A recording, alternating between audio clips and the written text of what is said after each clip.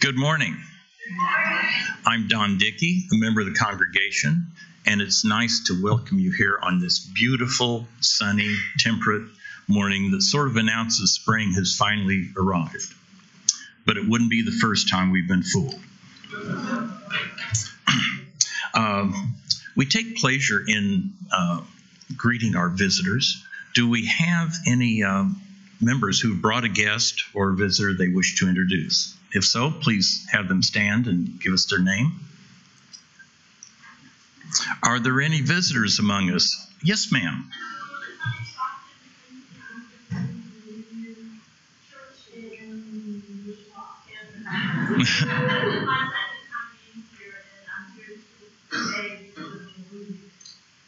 Welcome. Yes, ma'am.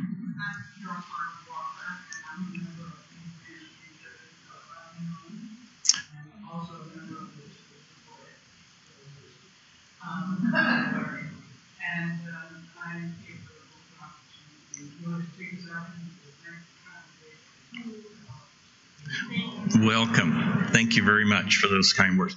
Are there any other visitors who would feel comfortable standing and introducing yourself? Okay, and those of you who may have now wish to step forward but are visiting, after the service, we have a welcoming table in the lobby. Please feel free to stop there. You can get some coffee and conversation and information about our church. This weekend has been historic. All Souls Kansas City has hosted the very first weekend-long revival, Reclaim, that was hosted by the Black Lives of Unitarian Universalism. And I omitted welcoming those who are following us with live stream, and I want to welcome you for joining us on this special hour in the week. We welcome to our sanctuary Reverend Kimberly Hampton. Kimberly will lead our children's service today, and she's a candidate for the ministry working towards a dual fellowship with both the Disciples of Christ and the UUA. And she's a lady on the move. She splits her time between Boston and St. Louis. Our sermon today will be delivered by Reverend Sekou, who is a noted activist, a public theologian, and a musician out of St. Louis. And he will deliver to us a vision for a better world. Also, keep in mind that our annual meeting will be on May 20th, so have that on your calendar. We need your participation.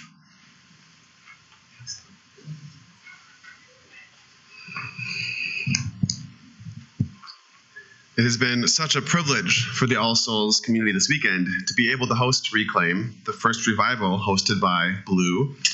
Black UUs from all over the country have come together this weekend to rest, to build community, and to deepen relationships. And we are honored to worship together this morning. Our senior minister, Reverend Kendall Gibbons, is sad to be missing this special weekend, that she has been called to preach at the ordination service of one of her students in Peoria, Illinois. She sends her love and blessing, and she has tasked me with welcoming everyone gathered here today in her stead. As some of you may already know, the Unitarian Universalist Association will be voting at General Assembly this summer on whether or not to affirm the 8th principle of Unitarian Universalism, and it bears repeating here today. We, the member congregations of the Unitarian Universalist Association, covenant to affirm and promote journeying towards spiritual wholeness by working to build a diverse, multicultural, beloved community by our actions that accountably dismantle racism and other oppressions in ourselves and our institutions. I hope and pray that everyone takes the time to listen to this principle and to understand why this principle is important and needed. This June, our association has an awesome opportunity to affirm the importance of anti-oppression work. And I also want to take a moment to celebrate another set of principles, the 7 principles of Black lives, created by Blue. In a moment, we'll be lighting our chalice in honor of one of our UUA's 7 current principles. But let us also light today's chalice in honor of one of the principles of Black lives, the 6th, thriving instead of surviving. To go a little deeper, here is some description of this 6th principle. Our vision is based on the world we want, and not the world we are currently in. We seek to transform, not simply to react. We want our people to thrive, not just exist, and to think beyond the possible. Any work towards peace, liberty, and justice must address racial injustice. Black UUs are calling our faith to join us as we work towards justice for all Black people, and by extension for all people. Let us light today's chalice.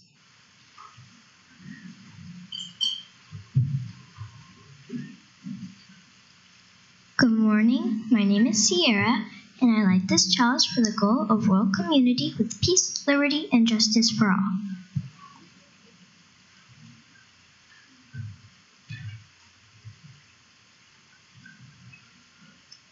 Thanks, Sierra. Please rise in body and spirit for our hymn.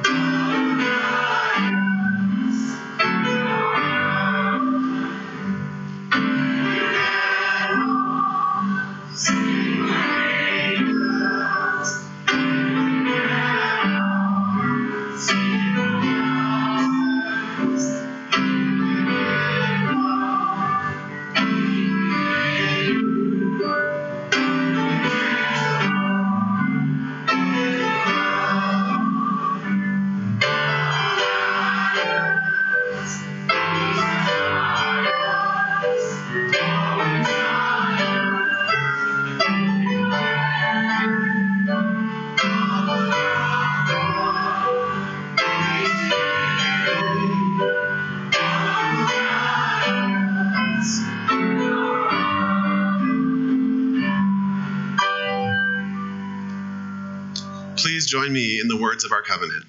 Together we affirm, goodwill is the spirit of this church, and service is its law. This is our great covenant, to dwell together in peace, to seek the truth in love, and to help one another.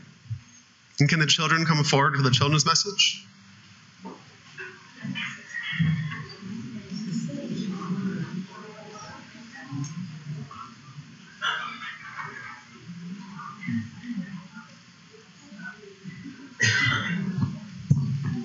Well, hi.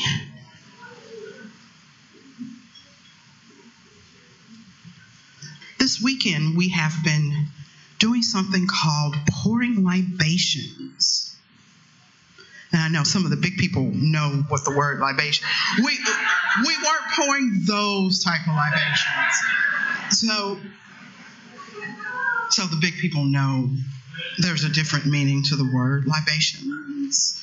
And I would have liked those libations personally. But pouring libations is a way that indigenous cultures and people from places that practice a lot of earth-based religions honor those who came before us. And so they take water, which I'm going to do in a second, and either pour it on the ground or pour it into other water to symbolize the continuation of life, because water is the one thing that all of us have to have, outside of food and shelter, of course. And it holds memories, and it holds our future, because without water, there is no future of life. And so this morning, actually, we might do this a little differently than I was doing it during the weekend. I'll start the first pour, and whoever else wants to join me, I'll hold the cup, and you can pour some water into the water. How about that? That work? Okay, let's try.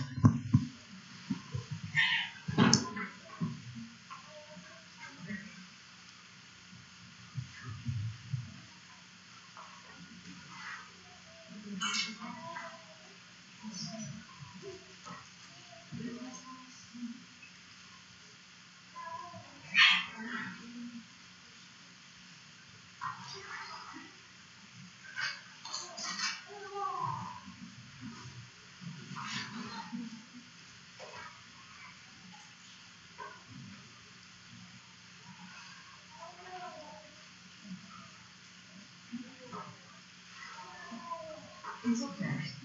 You don't have to.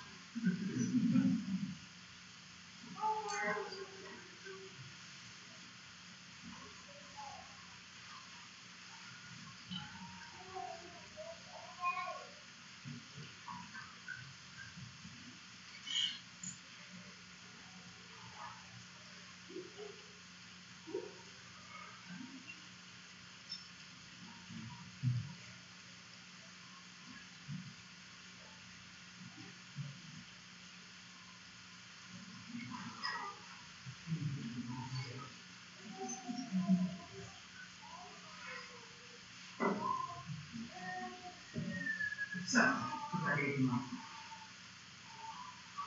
may it always be plus, and always, meaning always, may it always be plus, and may all of those who you are with their one strength, may they honor you through your life and through the lives of those who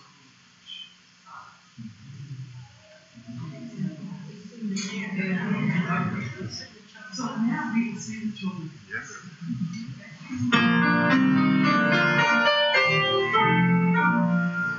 Go now in peace, may love guide all your ways. Redeeming the blessings of our nights and days.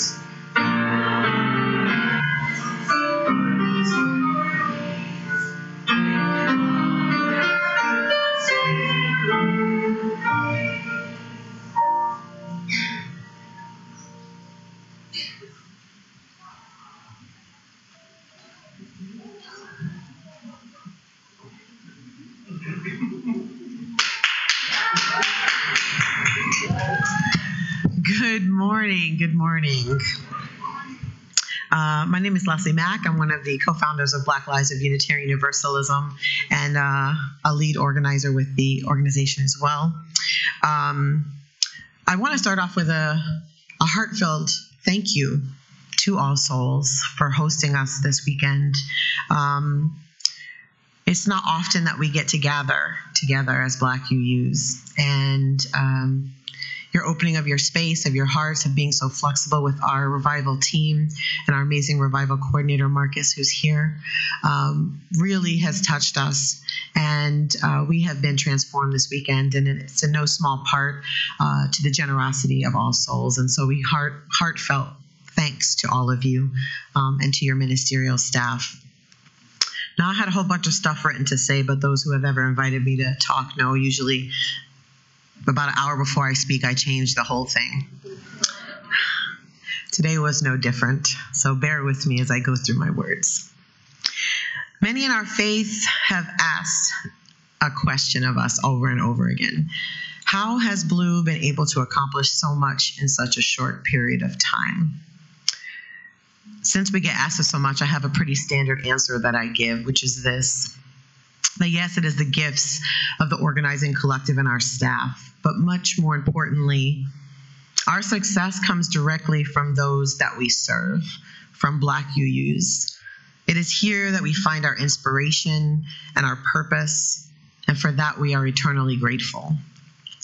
And so when we come into spaces like All Souls and are invited to this beautiful sanctuary, and we see your welcoming Black Lives Matter sign, these things do give us hope. Hope that we are collectively getting ready to confront and to commit to dismantling white supremacy within our faith. However, make no mistake, it is critical that the spiritual needs of those most affected by white supremacy, both within this faith and outside of it, are not denied, dismissed, or told to hold on. We'll get to your needs eventually. Well, Blue, we don't do eventually. We don't do that. It is in the here and now that we situate our faith work. And from our siblings, from Song in Atlanta, Georgia, I share these words. The mandate for Black people in this time is to avenge the suffering of our ancestors, to earn the respect of future generations, and to be willing to be transformed in the service of the work. And so we ask you to give deeply today so that we can continue our work to expand the power and capacity of Black UUs within our faith, to provide support and resources for Black UUs whose needs are in the here and now and not in the eventually, and to ensure that we continue to create opportunities for justice making and liberation for all Unitarian Universalists. Thank you.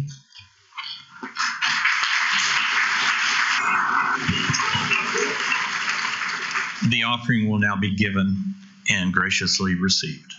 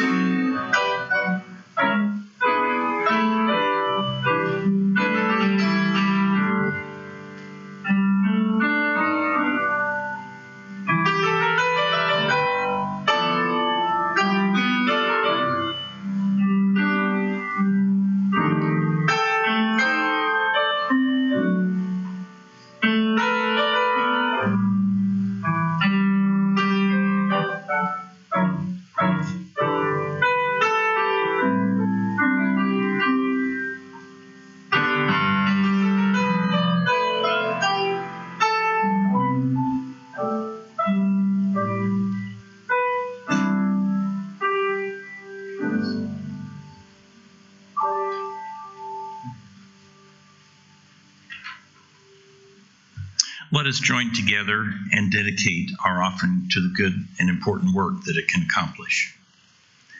We dedicate our offerings and our actions to the mission at the heart of this congregation, to build a respectful, caring community, to inspire personal and spiritual growth, and to create a just and compassionate society.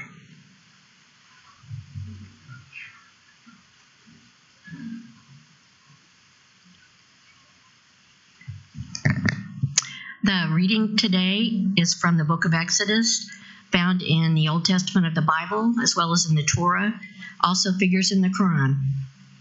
Chapter 1, 15 to 19, Pharaoh oppresses Israel. Then the king of Egypt said to the Hebrew midwives, one of whom was named Shiphrah and the other Puah, when you serve as midwife to the Hebrew women and see them on the birth stools, if it is a son, you shall kill him. But if it is a daughter, she shall live. But the midwives feared God and did not do as the king of Egypt commanded them, but let the male children live. So the king of Egypt called the midwives and said to them, why have you done this and let the male children live? The midwives answered Pharaoh, because Hebrew women are not like Egyptian women, for they are vigorous and give birth before the midwife comes to them. Chapter 2, 23 through 25, God hears Israel's groaning. During those many days, the king of Egypt died, and the people of Israel groaned because of their slavery and cried out for help. Their cry for rescue from slavery came up to God. And God heard their groaning, and God remembered his covenant with Abraham, with Isaac, with Jacob. God saw the people of Israel, and God knew. Chapter 15, 4, Song of Moses. Pharaoh's chariots and his host he cast into the sea, and his chosen officers were sunk in the Red Sea. Chapter 32, verse 1, Golden Calf.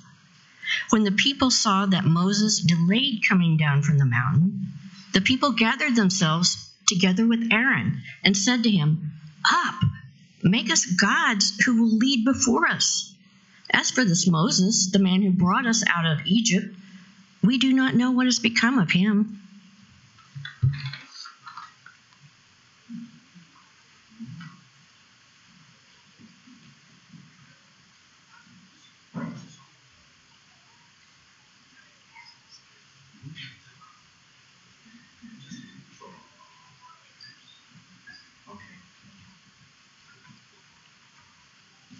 Good morning. How are you all doing? My name is Reverend Sekou, and my grandfather was a preacher. My great-grandfather was a preacher. 3 of my sisters are preachers. My niece is a preacher, and some of my best friends are preachers. And I am Pentecostal, so we tend to be a bit long-winded. And so I will attempt to honor the UU space and be uncharacteristically brief.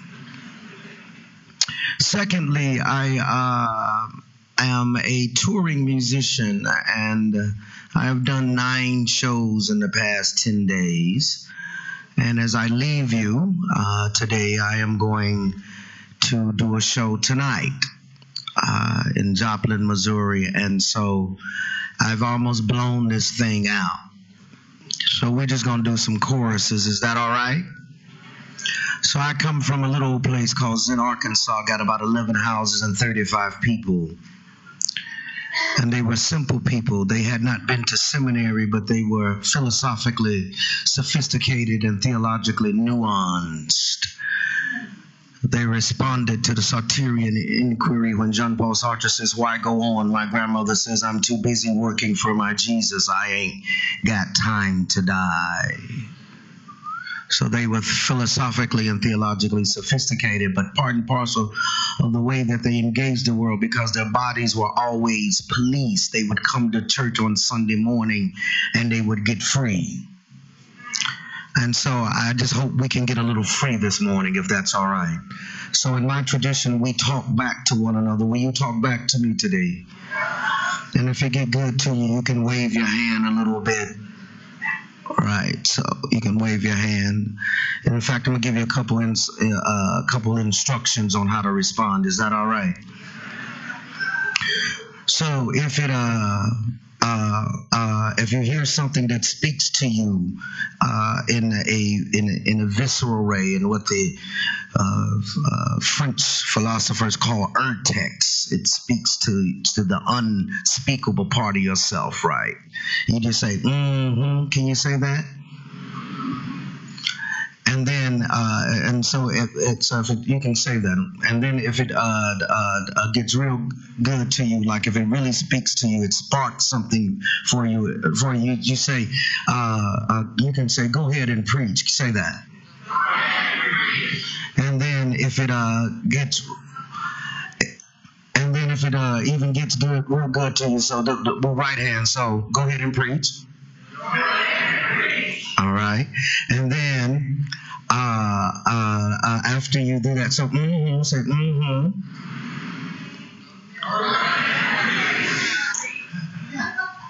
I like the way that sounds. Right, so we got go ahead and preach, right, and then when you can do nothing else. Like when you can do nothing else. Before that, if it gets up with your left hand, if you were agreeing with what I've said, you say, yeah. You say, yeah. All right, so say, yeah.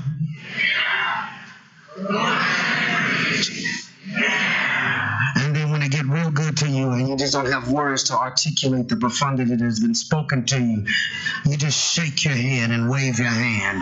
Can you do that for me?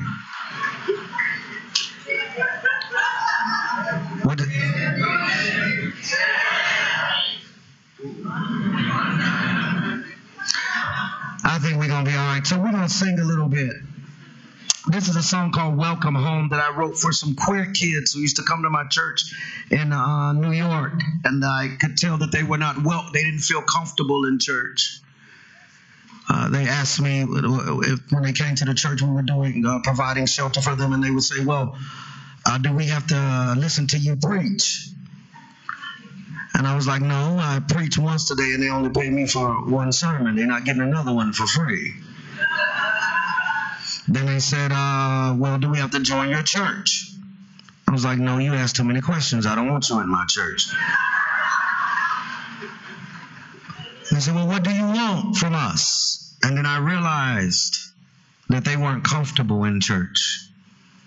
And that the love and the beauty and the elegance that I experienced in the church they did not know. And so I rewrote this song. And so all the words I think are going to pop up, right? But this is what we're going to focus on this. So the person working on the technology back there, we're just going to stay on this right here. Is that all right?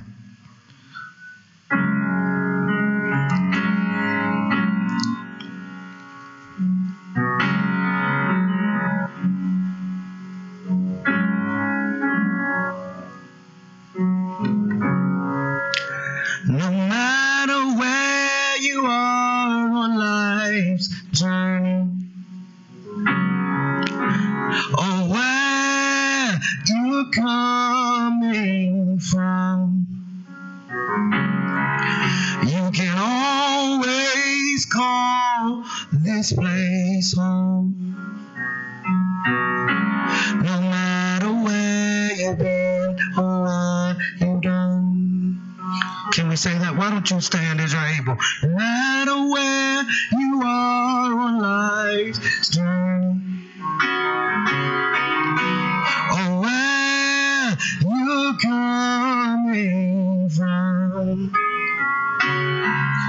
you can always call this place home. No matter where you've been or what you've done. Say it one more time. No matter where you are on life's journey, or where you're coming from, or where you can always call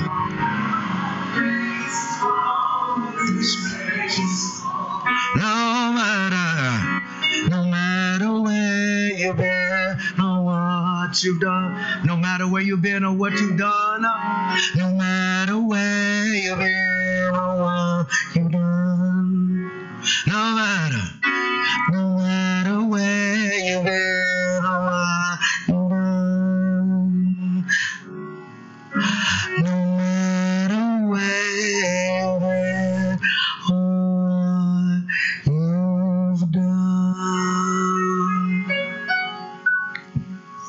You may be seated at home. So this particular scripture and text of my grandfather's was a sermon that he would often preach to preachers. For in our tradition, the preachers were the vanguard. They were the leaders of the community, and they needed a word for themselves. And Unitarian Universalism is the vanguard of American religion. That through your rich tradition, beginning particularly with the work of, I think, the great Emerson's that 1836 speech at Harvard that almost caused a riot, about the possibilities of what religion could be and what it should be as it relates to lifting up and honoring the humanity of all. And that one of the challenges of living in the particular moment in which we live in, particularly when we have a monster in the White House,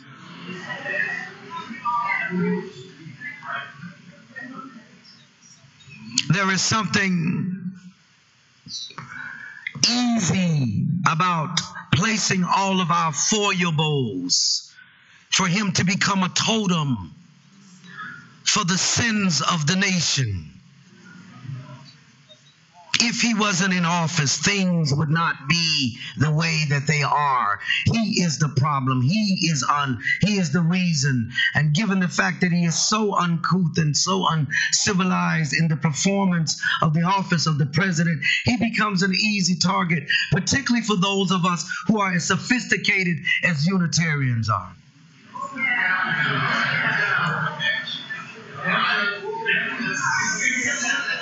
Who've read all the right books. They've been to the right schools. Not the Unitarians here, but at the other church.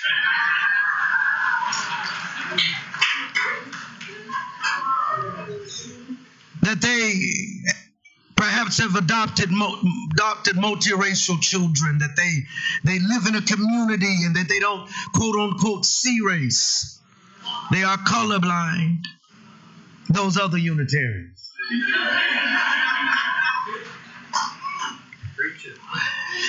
But one of the challenges in a moment is this. My grandmother would say it like this. She would say, you can't live in a whorehouse and not turn a trick.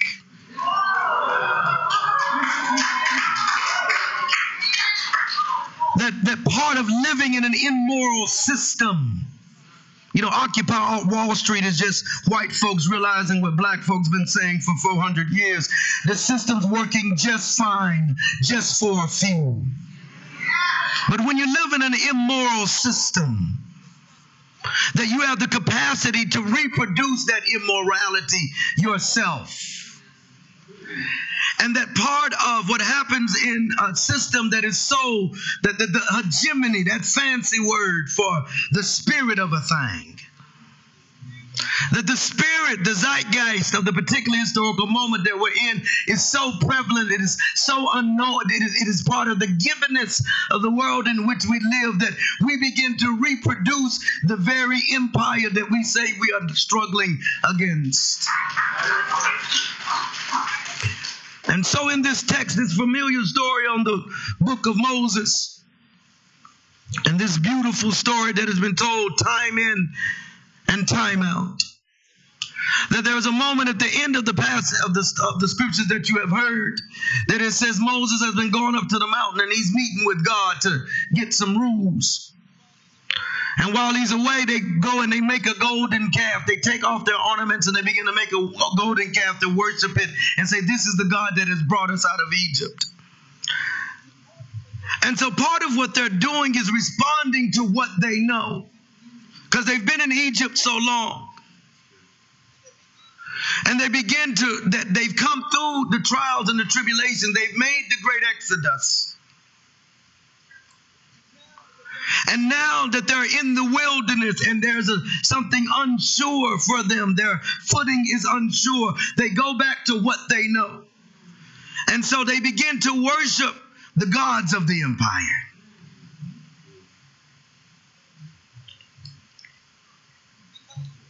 Because that God gave them comfort. It was familiar. It was in them. They build this golden calf off of their own ornaments. It's part of who they are. It's how they orientate themselves. It's a constitution to their being. And so they had left Egypt, but Egypt had not left them. Now, early on in this story, beginning with the narrative, the edict that comes down from Pharaoh that says, kill the male children because they're worried that a Messiah might come. There's about what is part of us understanding first, that acknowledging that we are in the empire, then we have to come to terms with our positionality in the empire. And so the midwives, who had the ear of the powers, they were like social workers and teachers in black communities. They had the end of the empire. They had a level of respect.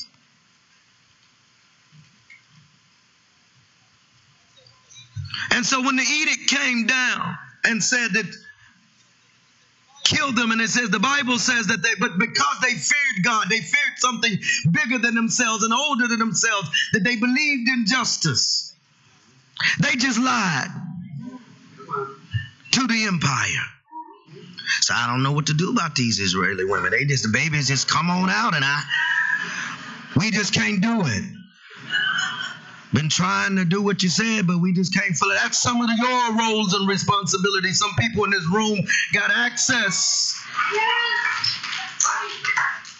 You have access. There are phone calls you can make. There are people you have dinner with. There are clubs that you're in with folks who can make decisions about the lives of young people.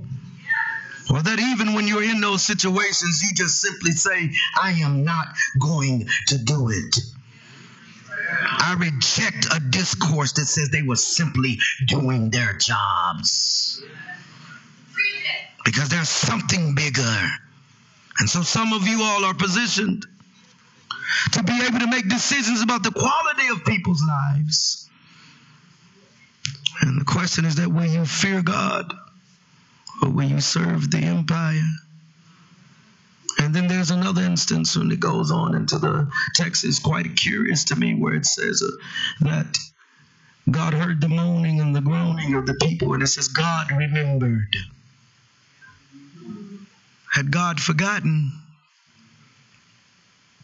Had God forgotten about them?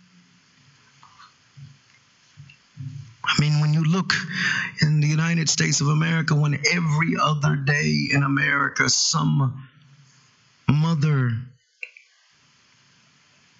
is writing the eulogy for her child, which perhaps is the elegy for the republic.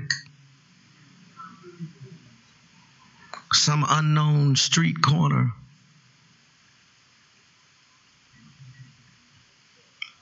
becomes infamous by virtue of the blood that is let by those who are charged to protect and serve.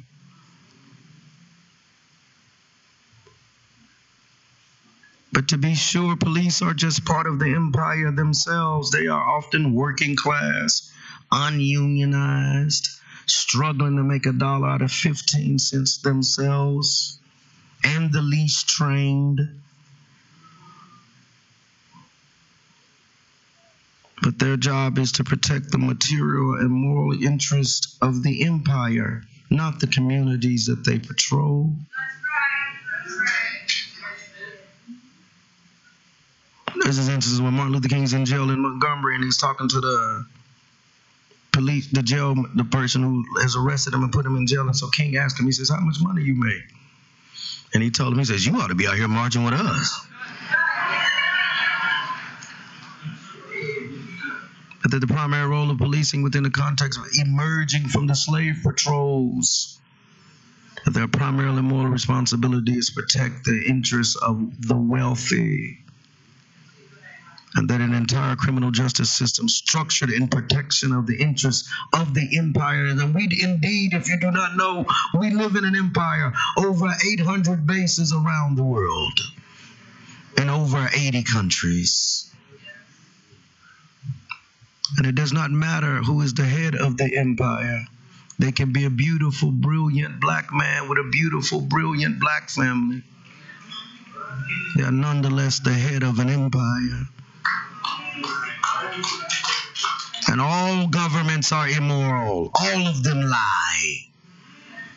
They say, Reverend Sekou, why are you so hard on Israel?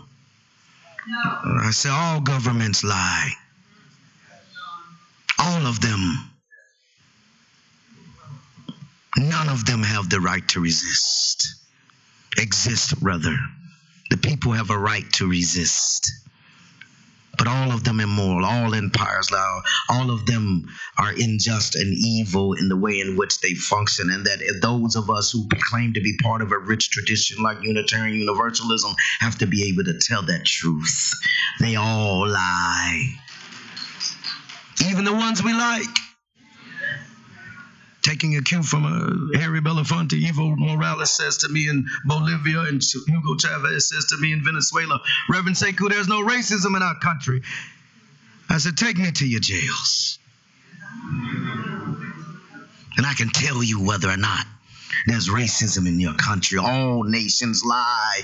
They're all immoral. All empires are. And which is freeing. And so this empire that we encounter in the biblical text should be familiar to us, because we indeed do live in an empire which happens to be headed by a rather unsophisticated tyrant.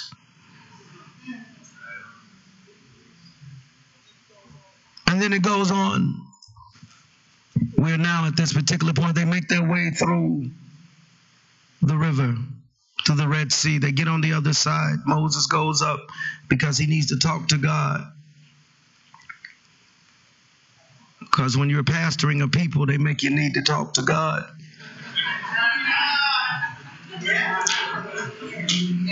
All the pastors in the room know what I'm talking about. Because we go to sleep with you on our minds. And I just want to parenthetically say there's no such thing as a part-time pastor. That's a lie that the board of trustees tell themselves to justify underpaying people. There's no such thing as a part-time pastor, because we go to sleep with you on our minds and we wake up with you on our minds. We think about you when we don't want to be thinking about you. It's a full-time job. But Moses has to go up to the mountain to talk to God to figure out what he's going to do. And then they begin to make idols. And they make these idols. They make this idol based on the golden calf, on the Egyptian god Haru. And they fall down and they worship that god. And so my word to you is simple. Let Pharaoh go. Pharaoh is deep inside of us all. All of us. I am as sexist and homophobic and misogynist and transphobic as they come, because it is in me.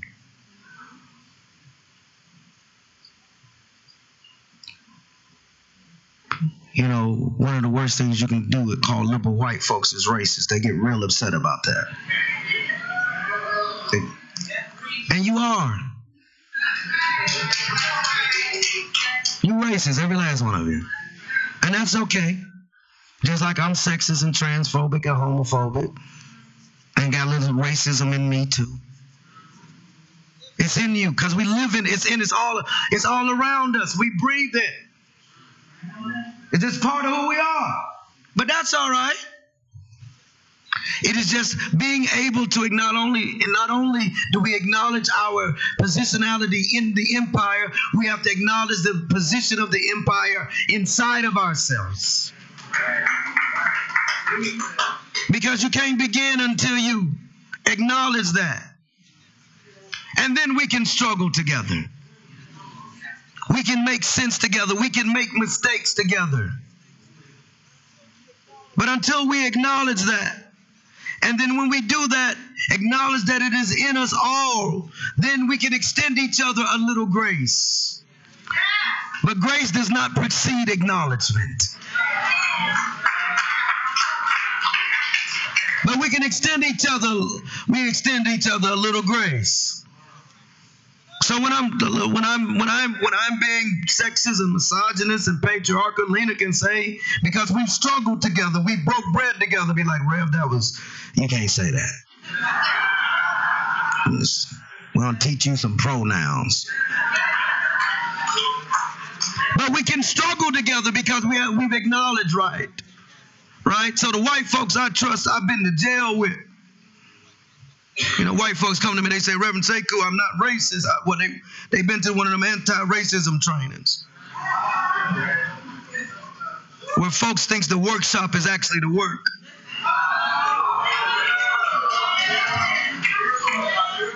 So they go to these little workshops, and I don't understand them, but they go to these workshops and they say, well, Reverend Sekou, I did my racism and I read the new Jim Crow. And I'm like, Lord Jesus, this is not going to be an easy conversation.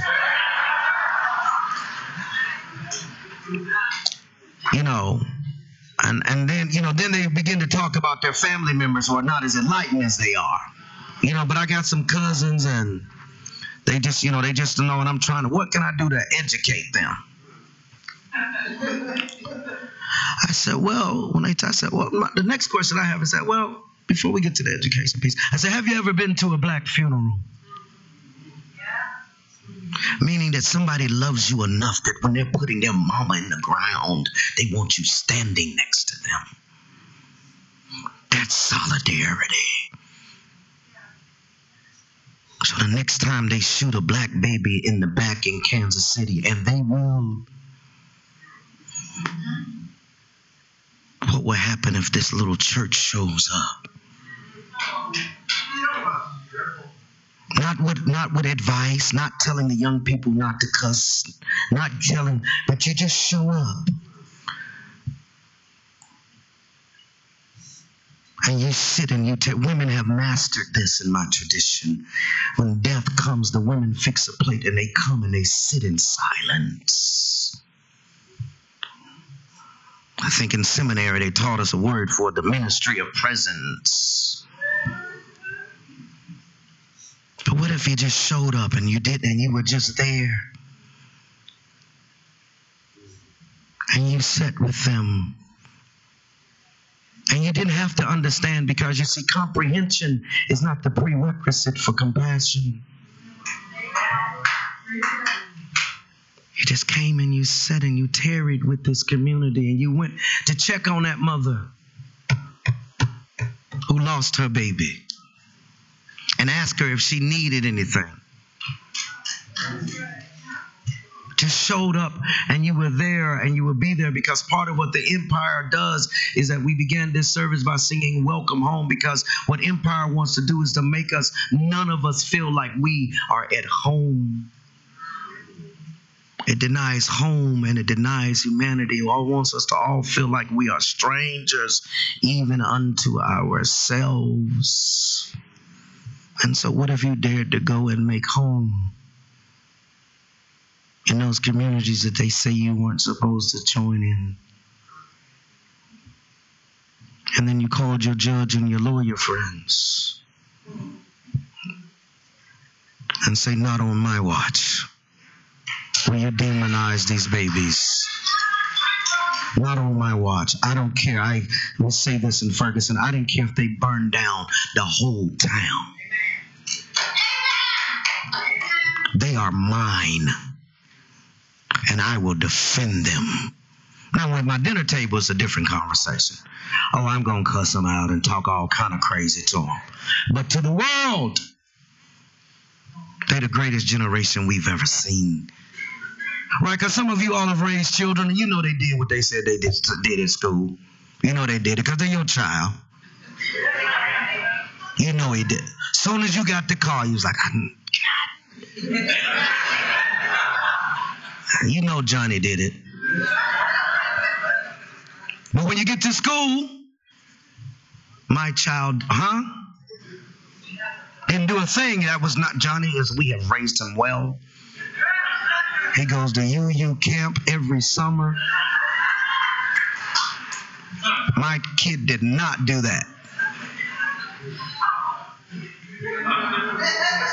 So what if all of us, because part of what empire does in the ways in which we let Pharaoh go, is that we don't think all children are ours? What if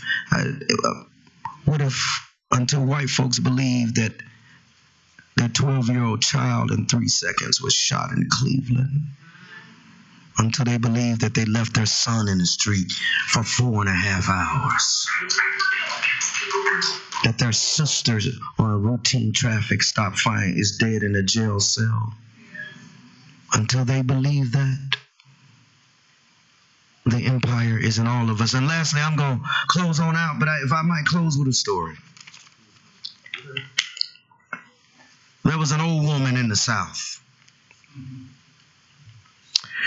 and she had a child that she had adopted as her own, and that child used to beat on a bucket. It sounded like racket to most people, but to her it was Beethoven's Fifth. And one day that bucket fell silent because that child fell ill. And so they didn't have HMOs back then. The doctor still made house calls. And so she sent word for the doctor, and the doctor came to the house and took the child's temperature and says, the child's fever is 110, and we need to break this fever or they may have brain damage or die. And so the doctor looked over at the bucket and he says, I need you to go get me some ice. Now, this was an old country place, so they didn't have what old folks called an ice box. So he gave the old woman a box, and she took the bucket and she walked out onto the porch. And she looked up yonder and she says, look here, God, I know you are a deliverer because you delivered our people from slavery, and I need you to send some ice. So she left the bucket on the porch and she went back into the kitchen and she opened a jar of preserves, and she began to make a sandwich. And the doctor in the next room heard the knife grazing against the glass, and he came into the kitchen and he says to the old woman, what are you doing? And the old woman says, I'm making a peanut butter and jelly sandwich. This boy, he liked peanut butter and jelly sandwiches. And when he get up, he gonna be hungry, and I want to have one waiting on him. And then the doctor looked at her befuddled and he says, where is the ice? And the old woman said, the ice is on its way.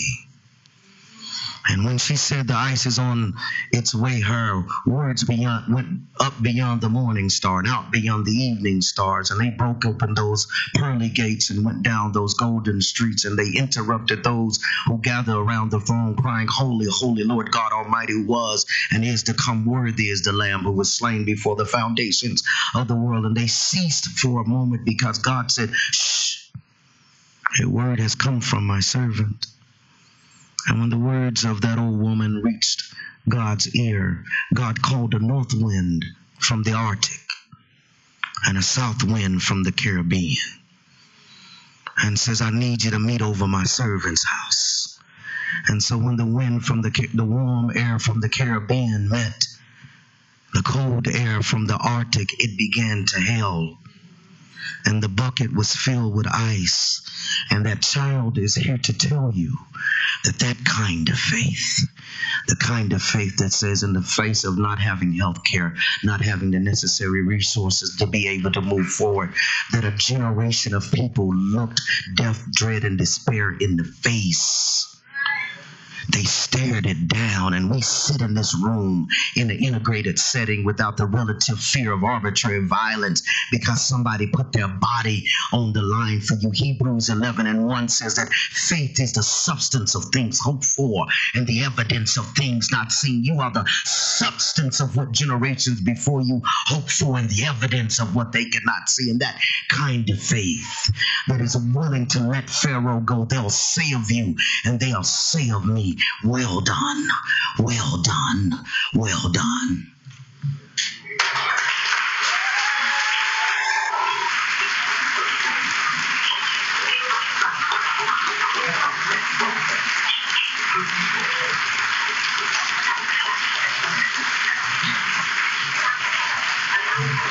So we're going to sing a little bit. So we're just going to do the chorus. So just simply, I think they're going to pop up. It's I believe. Next verse. Yep, next. There we go. Back. There we go. I believe that we're going. I believe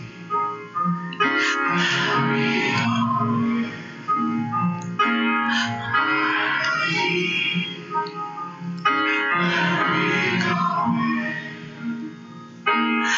I believe that we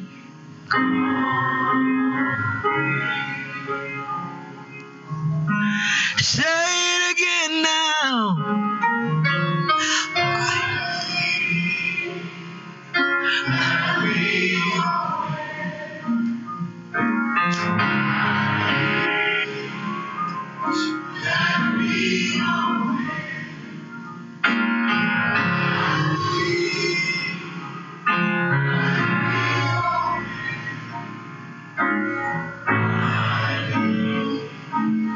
That we Can we just say it one more time? Believe.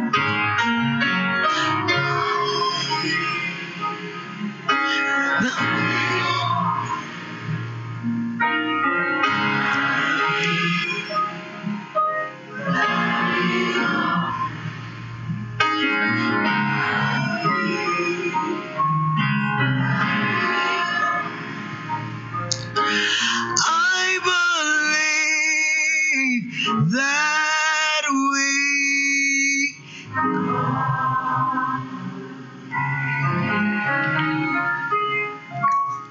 God bless you.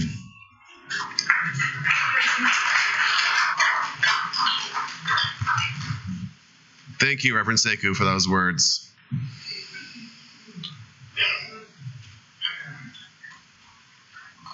We extinguish this flame, but not the fire of commitment, the light of truth, or the warmth of community. For all of these things we carry with us in our hearts as we leave this space.